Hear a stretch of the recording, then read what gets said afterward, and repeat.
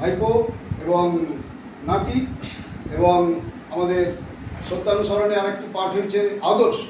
এই আদর্শ বলতে আমরা যেটা বুঝি, ঠাকুর পরিষ্কার করে বলে দিয়েছেন, আদর্শ মানে এমন একটা জিনিস, একটা ভগবত মানুষ থাকবে আর তার নির্দেশগুলো থাকবে, সেই নির্দেশগুলোর মধ্যে সেই ভগবত মানুষটির মধ্যে আমরা নিজেকে দেখতে পাবো, সেটা হচ্ছে আদর্শ। মানে যে প্রতিফলকের মধ্যে, যে বিষয়টার মধ্যে আমরা নিজেকে দেখতে পাই, নিজেদের ভুল ত্রুটিগুলো সংশোধন করে নিতে চাই, সেই আয়না স্বরূপ সেই আদর্শ শ্রী শ্রী ঠাকুর অনুকূলচন্দ্র বর্তমান যুগাদর্শ তিনি আবির্ভূত হয়ে আমাদের জীবন চলনাকে ঠিক করে দেওয়ার জন্যে, এবং আমাদের পরিবারকে ঠিক করে দেওয়ার জন্য, সমাজকে ঠিক করে দেওয়ার জন্য, রাষ্ট্রকে ঠিক করে দেওয়ার জন্য তিনি আমাদের কাছে অসংখ্য লজিমা বাণীগ্রন্থের মধ্যে দিয়ে, আলোচনার গ্রন্থের মধ্যে দিয়ে, বহু গ্রন্থের মধ্যে দিয়ে তিনি দিয়ে গেছেন।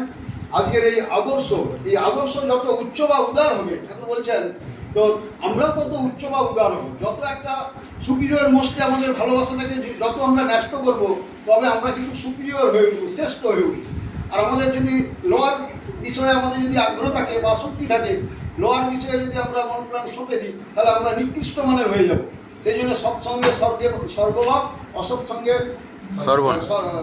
সৎসঙ্গে স্বর্গবাস, অসৎসঙ্গে নরকবাস, এই কথাগুলো আছে।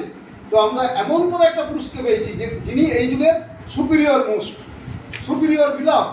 এই সুপিরিয়রের কাছে আমরা যখন নিজেকে সমর্পণ করব এবং আমরা তাকে গ্রহণ করে যখন অনুসরণ করব, তখন কিন্তু আমাদের মধ্যে কিন্তু সেই গুরুত্ব সঞ্চারিত হয়ে আমরাও কিন্তু সেইভাবে কিন্তু আমাদের অ্যাবিলিটি এবং কিননেস, আমাদের এক্সপিরিয়েন্স, এইগুলো কিন্তু গজিয়ে উঠবে। আমাদের যোগ্যতা তত সেইভাবে কিন্তু উন্নত যোগ্যতা তৈরি হবে। তো এমন করে এই মহান এই আদর্শ সম্পর্কে ঠাকুর বলেছেন, তুমি লতা স্বভাব অবলম্বন করে এই আদর্শ বৃক্ষকে জড়িয়ে ধরে বাড়তে চেষ্টা করো। আমরা যে ধরে যদি থাকি, আমি কোনো গাভীর কাছে যে যদি তার ওই বাট ধরে বসে থাকি, আমরা কিন্তু কিছুই দুধ পাবো না। তাহলে কী হবে? অনুশীলন করতে হবে আমাদের, এই আদর্শকে ধরে আমাদের অনুশীলন করতে হবে। এই অনুশীলনের মধ্যে দিয়ে তবে কিন্তু আমরা বেড়ে উঠতে পারবো। আমরা এই লতা স্বভাব অবলম্বন করে এই আদর্শ বৃক্ষকে জড়িয়ে ধরে বাড়তে আমরা তবে চেষ্টা করবো। এই অবলম্বন না হলে আমরা কিন্তু সঠিকভাবে আমরা কিন্তু বেড়ে উঠতে পারবো না। এই অবলম্বন বা আদর্শ বা গুরু, এই গুরুর প্রতি আমাদের কিন্তু টান থাকা চাই, তাকে আমাদের আষ্টে পৃষ্ঠে ধরে থাকা চাই অবলম্বন করে, তবেই কিন্তু আমরা ঠিক সঠিকভাবে কিন্তু চলতে পারবো। এই চলার মধ্যে, ঠাকুরের এই আদর্শের মধ্যে আমাদের কৃষি, শিল্প, বাণিজ্য, পরিবার গঠন, বিবাহ, দাম্পত্য জীবন, রাষ্ট্র জীবন থেকে আরম্ভ করে সমাজ জীবন, কোনো জীবনের কথা আমাদের বাকি নেই। এই সমস্ত জীবন যে বিষয়গুলো আমাদের দরকার, সেই সমস্ত বিষয়ের লজিমা নিয়ে ঠাকুর যেটা দিয়ে গেছেন, সেটা আমাদের কাছে খুবই অপরিহার্য। বর্তমান যুগে এত ঐশ্বর্য থাকা সত্ত্বেও আমাদের কিন্তু বিশৃঙ্খলা সৃষ্টি হয়েছে। আমরা মিডিয়া খুললেই দেখতে পাচ্ছি, তৃতীয় বিশ্বযুদ্ধ শুরু হয়ে গেছে, সূচনা হয়ে গেছে। প্রথম বিশ্বযুদ্ধ পেরিয়ে এসেছি, দ্বিতীয় বিশ্বযুদ্ধ হয়ে গেছে।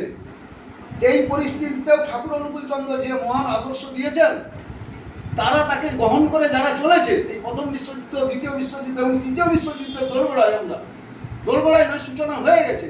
তো এতেও কীভাবে ভালো থাকা যায়, এইগুলো ঠাকুর বলেছেন। বলছে এই বড় বড় যুদ্ধ, মহামারী, খরা, প্রাকৃতিক দুর্যোগ, ভূমিকম্প, এইগুলো আমার কাছে ভয়ের কিছু নয়, এগুলো তুচ্ছ ব্যাপার। আমার মনে হচ্ছে মনুষ্যত্বের মূল বুনিয়াদটা আজকে কিন্তু চলে যেতে বসেছে। এই মনুষ্যত্বের মূল বুনিয়াদকে ফেরানোর জন্যে এই কলিতে চরম প্রকাশ হয়ে তিনি ছবার আবির্ভূত হলেন। রামকৃষ্ণ, বুদ্ধ, যিশু, মোহাম্মদ, চৈতন্য, রামকৃষ্ণ, শ্রী ঠাকুর অনুকূলচন্দ্র। বুদ্ধ থেকে কল্কি অবতারে তিনি অবতরণ হচ্ছেন, এভুলেশন হচ্ছে বলে। তো তিনি চরম প্রকাশ কল্কি হয়ে আমাদের সমস্ত লজিমাটা দিয়ে গেছেন। সংসারের জীবনের একবারে কিচেন রুম থেকে বাথরুম এবং সমাজ জীবন, পারিপার্শ্বিক জীবন, সবটা আমাদের সহ্য ঋত্বিক দাদারা আছেন, তারা এগুলো খুঁটিনাটি বিষয়ে আমাদের পার্শ্ববর্তী বিষয়গুলো যেগুলো আমাদের মেনে চলা একদম অপরিহার্য, সেইগুলো কিন্তু মেনে চলতে হবে। তারা আলোচনা করবেন। আমি আর বক্তব্য বাড়াচ্ছি।